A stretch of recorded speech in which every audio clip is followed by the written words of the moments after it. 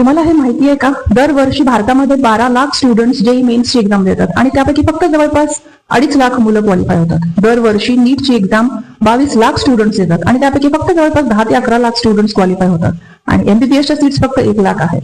मग बाकीच्यांनी काय करायचं?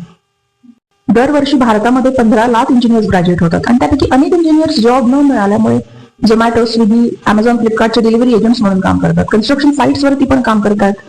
काही जणांनी छोटे छोटे बिझनेसेस ओपन केलेत आणि जी मुलं इंजिनिअरिंग फील्डमध्ये जॉब करतात त्यांचा स्टार्टिंग जॉब 10 ते 15,000 रुपये महिना असा आहे. अशी स्थिती सध्या चालू आहे. मेडिकल फील्ड मध्ये देखील अशीच परिस्थिती आहे. जी मुलं एमबीबीएस करतात त्यांना पहिला स्टायपंड जो आहे तो 12 ते 15,000 रुपये महिना मिळतो. ज्युनियर रेसिडेंटशिपला 15 ते 20,000 रुपये महिना मिळतात आणि सिनियर रेसिडेंटशिपला 50 ते 60,000 रुपये महिना मिळतात. हे एका चांगल्या हॉस्पिटलचा डेटा सांगते मी तुम्हाला. आणि जे स्पेशालिस्ट आहेत ते 15 ते 20 लाख रुपये महिना कमवतात आणि भारतामधले जे टॉप 1% स्पेशालिस्ट आहेत, ऑर्थोसर्जन्स, न्यूरोसर्जन्स, कार्डियक सर्जन्स, ते 1 ते 1.5 करोड रुपये महिना कमवतात.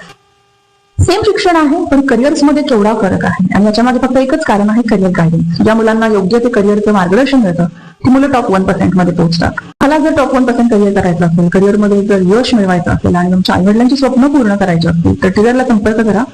टिझर थ्रू तुम्ही 15 मिनिटाचा डिस्कवरी कॉल बुक करा. त्यामध्ये आपण बसू, बोलू, तुमच्या करिअर विषयी चर्चा करू आणि मग पुढचा करिअरचा रोडमॅप ठरवू.